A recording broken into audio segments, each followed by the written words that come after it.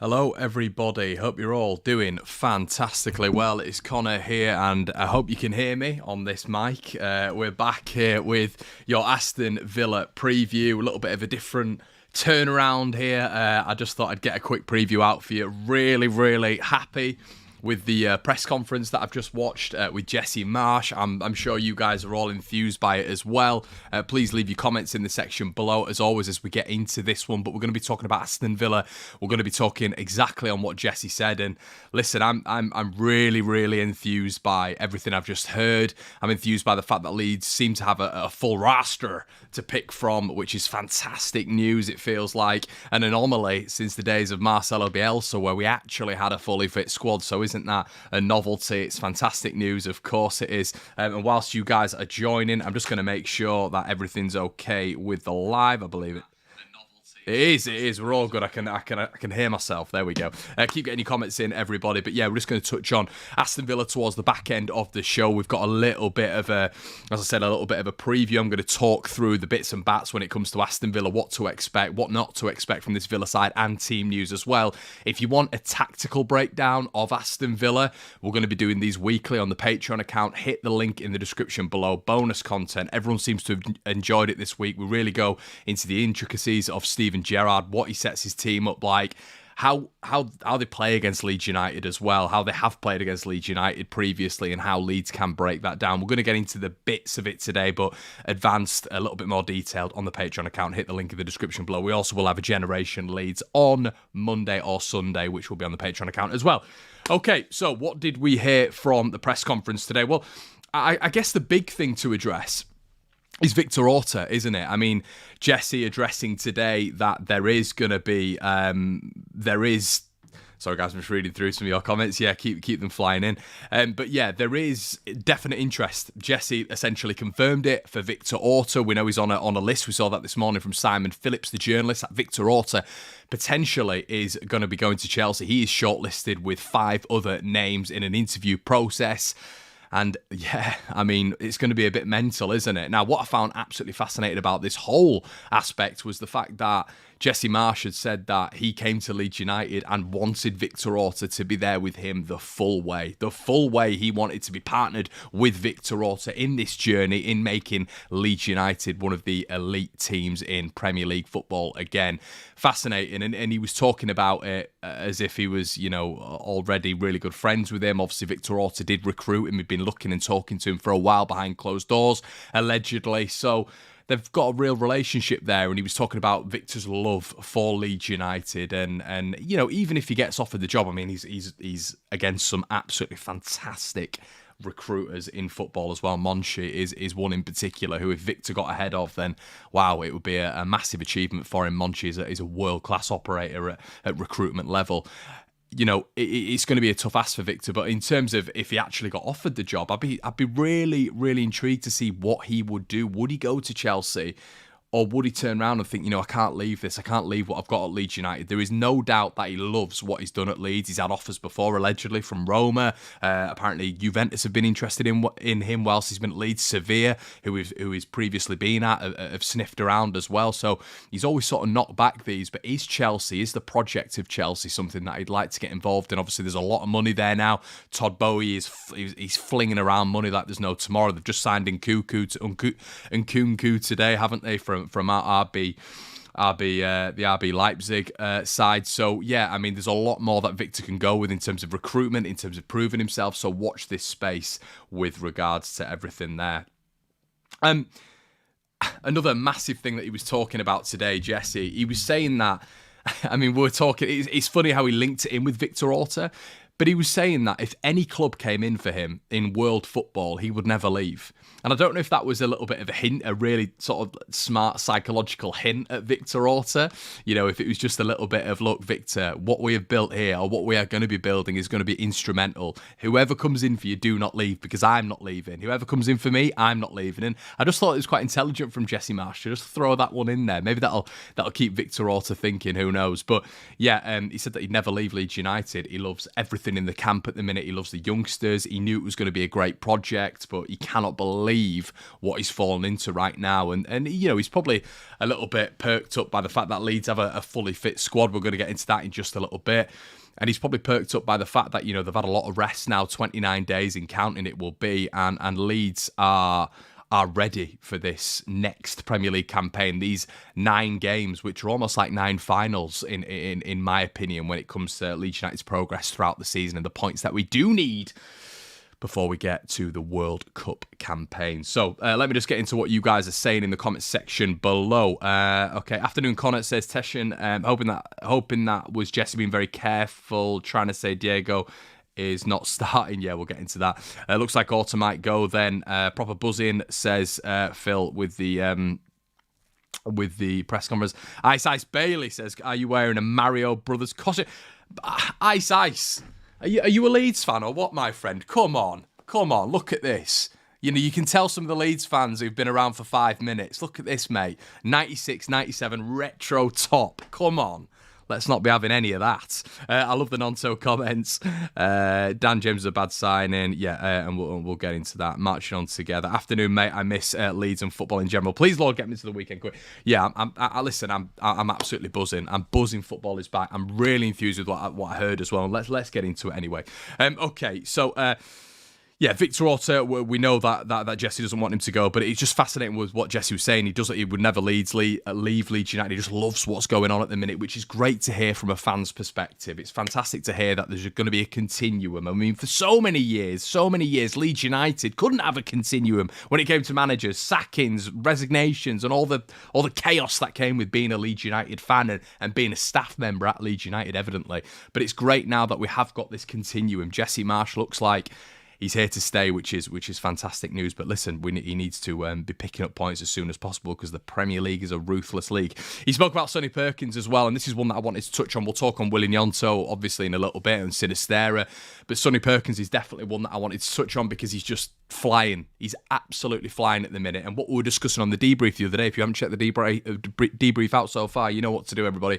Head back over there and check that out. That happened the other night. I believe it was Tuesday night. Go check that one out. But we discussed Sonny Perkins. And listen, if you're good enough, you're old enough. That's my mantra. That should be the mantra at Leeds United and any football club in the country and in European football. So, it's one of those where he's flying at the minute for the national setup. He's flying at the minute for the under-21 setup, and he's sniffing around. And it was really interesting how Jesse mentioned that. He picked out Sonny Perkins and he said, look, essentially he's doing so well at this moment in time, I might have to play him if he keeps doing as well as he's doing. So yeah, he looks like an assassin, an absolute ninja assassin, Sonny Perkins. So I'm absolutely delighted with that one. If he can get some minutes at some point, fantastic. And it is the plethora of options that Leeds United now have that we were discussing on the debrief. That's great, and it makes us happy. It's like, God, we've actually, it's not like we don't have a chance going into these games, but when these players are playing above the stations and they're available for selection, it's so much nicer than players who are underperforming and Leeds just dwindling when it comes to options.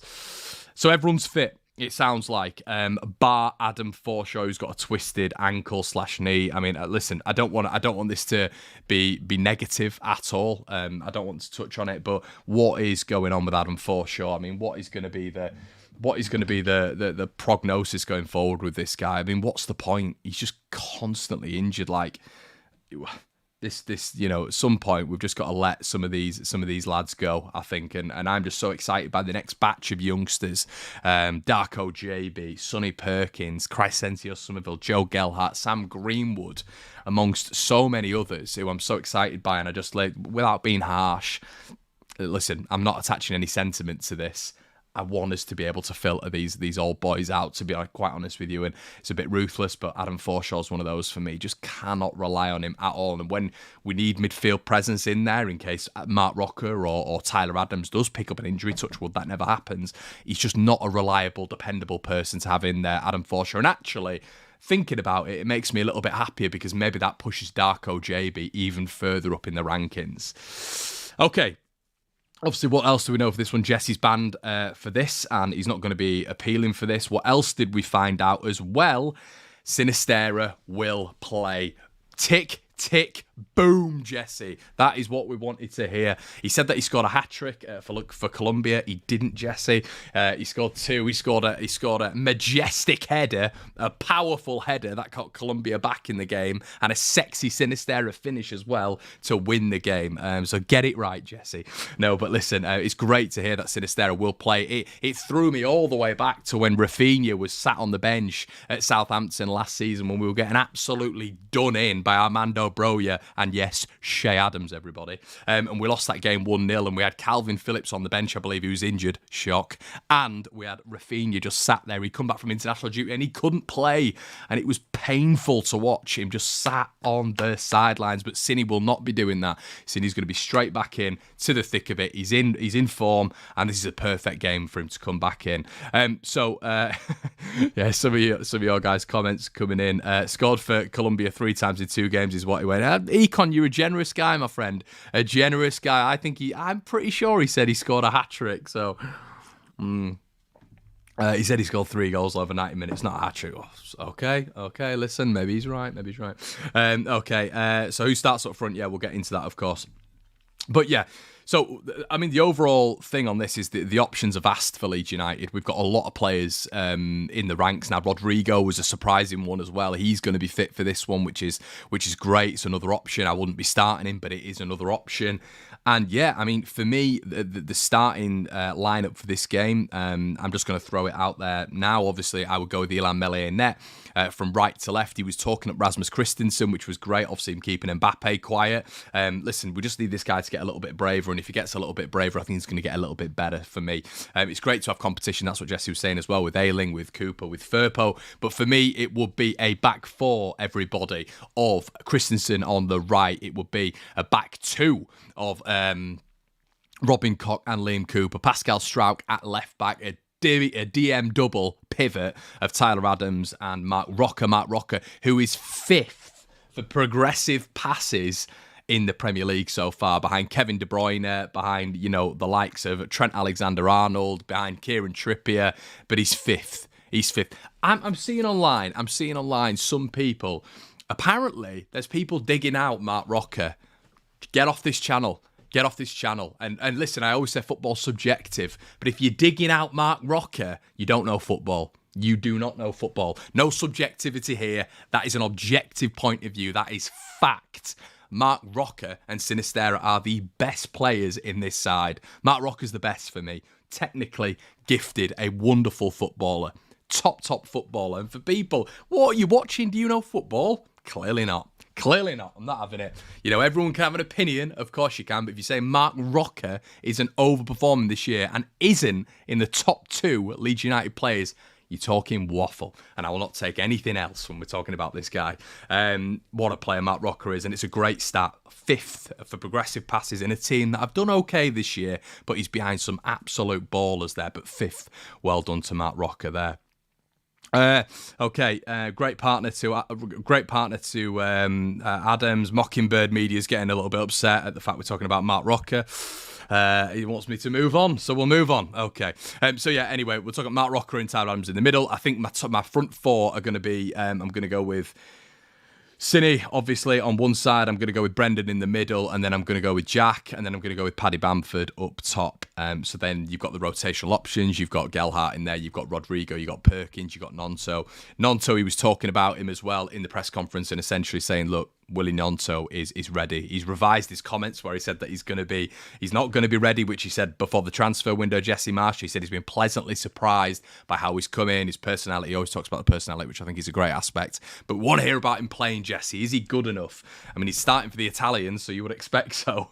But yeah, he's going to be involved with the first team setup, and with his pace, with his dynamism in and behind that back line, you are hoping that he's going to make a huge impact. Guys, 2 seconds. I'm just going to get a charger and whack this in.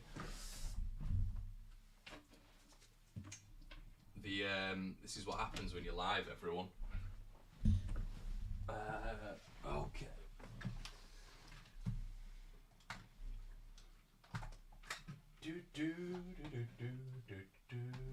Ugh. And we're back. Okay, so what we're going to do is we're going to touch on Aston Villa. We're just going to get into some of your comments, everybody. Villa fan, Mockingbird Media. No, I don't think is. I think I was just waffling on. That top is Leng, Connor. Is Leng good? I know Peng's good. I'm not sure. Ice Bailey says Rocker is the best band for Bang Bye of the transfer window. What a steal. Orta had the ski mask on when we stole him. Definitely. Okay, so what do we expect from Aston Villa? So when we're talking about options being massive for Leeds United, they have a few dwindling options on in Birmingham because Aston Villa are without some key players for this one. It looks like Diego Carlos, the big summer signing, is going to be out for this one. Boubacar Kamara, huge signing, is going to be out for this one as well. Luca Dean and Matty Cash. Now, I've stressed this on the tactical breakdown, which is over on the Patreon channel if you guys want to check that out. Villa are going to be playing wide against Leeds United. That sounds basic as it comes, but they're going to stretch Leeds United because they've had such joy when they've done that previously. Obviously, the 3-0 win at Ellen Road last season and the 1-0 win in pre-season. What they do is they stretch the play as wide as possible and they trust their middlemen to be able to hold the fort if Leeds are able to outnumber them in there. They trust John McGinn, they trust Phil Coutinho, they'll trust Jacob Ramsey to be able to sustain that middle, and they will throw the men out wide. And it is quite risky because Leeds would then be able to outnumber them centrally and they'll be able to get advancement centrally, and they did in the pre-seasons game as well. But Villa don't care. They want to hurt Leeds United out wide because they see that as a weakness. As I keep saying, we saw that in the pre-season game. So if Leeds are pushing the fullbacks high, Villa are going to try and exploit that by pushing their fullbacks high and seeing what happens there. Now, the big advantage for Leeds United is Matty Cash, who I think is a fantastic fullback. Luca Dean, fantastic fullback, and have both hurt Leeds United before, especially in that game at Ellen Road, are going to be out for this one. So this is where Villa are going to go. And this is a huge game for Aston Villa, by the way. Their expectations are top 10. So even though they've got a draw against Man City, even though they've got such a boring 1-0 win against Southampton, which was one of the worst games I've ever seen. They're not happy. They're not happy with what's going on. There's a lot of problems in the background at Aston Villa. So the pressure is seriously on Steven Gerrard.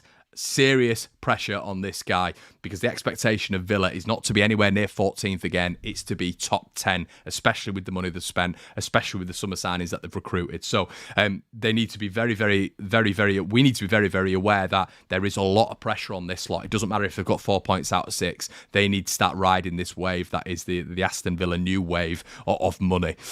So yeah, Europe is the target for them this season.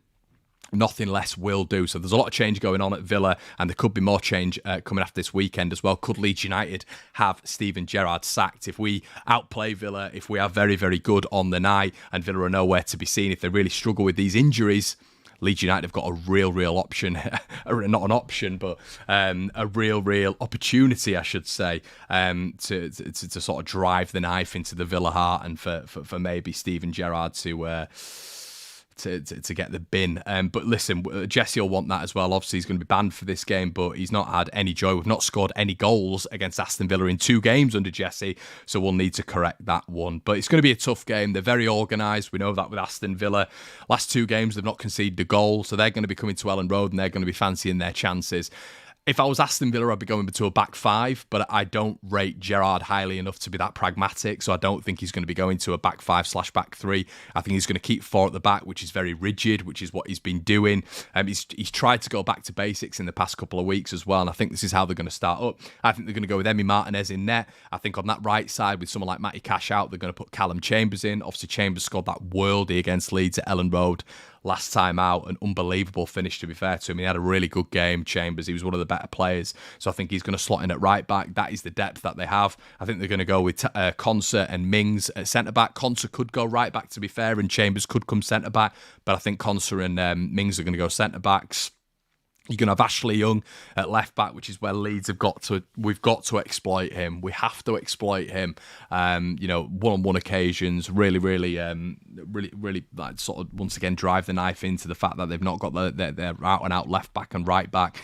And then I think in the middle, instead of bringing in Douglas Luiz, which I think a lot of Leeds fans are probably expecting, I think they're going to go with Leandro Dendoncker, obviously signed from Wolverhampton Wanderers, who's going to go into the CDM role. I think then they're going to have so they're probably going to go to a 4-3-3. I think you're going to have McGinn and Ramsey either side of Dendoncker, and then I think you're going to get a front 3 of Coutinho, Watkins and Ings. So it's a very, very good Aston Villa side. We can't make any bones about that. We can't be in denial that this is a bad Aston Villa side. There's a lot of players that are out for Villa, but they do have players in the ranks, that can come in and step in and do a decent job, and they'll be targeting Leeds United and thinking this is a game we need to be winning. But I think it's a game that Leeds United need to be looking at and thinking this is a game that we should be winning. This is for me a must win. No draws, no losses. Leeds need a win here. We do not want to be going to Crystal Palace away and having Arsenal at home with still that 1 point. Bearing in mind, we've got 1 point in our last 3 games. We do not want to be getting to a stage where Leeds have 1 point out of 15, 1 point out of 18, because that, everybody, is a rut. That is not what we want to be getting into. We've seen that last season. The reason we invested so well to an extent this summer was to try and stave off that relegation battle thing. But the owner came out, didn't he? Said it's impossible for Leeds United to be in a relegation battle. Well, if that is the case, these are the games that Leeds have to be winning. We have to be beating Aston Villa at home. They've not won a game away all season. People do not like me saying that because they think it's a curse. They believe in mystical values and all this sort of stuff. Listen, these are the hard-drawn facts. They've not won a game away from home. Leeds have got a good home record this season, obviously battering Chelsea, beating Wolves at home as well. Ellen Road, as Jesse said, needs to be a fortress. It has to be a fortress. I think the key player is going to be Coutinho again. He seems to really have a good game against us. They've got Emi Buendia on the bench as well, who can cause some problems. We need to be driving the knife home here, and I keep saying this driving the knife thing. But yeah, we do. We really need to capitalise on Villa's problems at the minute. So yeah, I'm going to go with a 2-1 Leeds United win. For all of you who seem to think that I'm cursed with Leeds predictions, go check out last season when I'd predict us as winning and we wouldn't lose every single time. So I don't know where this has come from, but there you go. But yeah, I'm going to go with a 2-1 Leeds win. I am optimistic. I'm very, very optimistic about this one. I was really enthused with what I saw. Leeds have got so many options, and we should be winning this game. We should be winning this game. It's going to be a tough game at Crystal Palace. It's going to be an even tougher game against Arsenal at home. But Leeds should be picking up all 3 points. Everybody, thank you so much for joining in. I hope you've enjoyed this live preview, this live reaction. If you have just joined, check the replay. You can go all the way back and watch it again. Leave a comment in the section below. Please leave a like. Drive a like on this video, everybody. It shows up in the algorithm a little bit more. It just means that, these videos, I understand that you enjoy them, basically. And if you want bonus content, you want to see some additional Villa stuff, that is on the Patreon in the link in the description below. At a very meagre £5 a month, which is all contributed to everything that we're trying to build for One Leeds, and I've got some things in the works that I'm trying to elevate the channel with. So any contribution really helps everybody, and I try to give you value for money as well with content. Thank you so much, everybody. Have a cracking Friday. God, it's Friday. It's exciting. It's Friday, and we've got football back. Thank you, everybody, for joining, and I will see you in a bit. Cheers.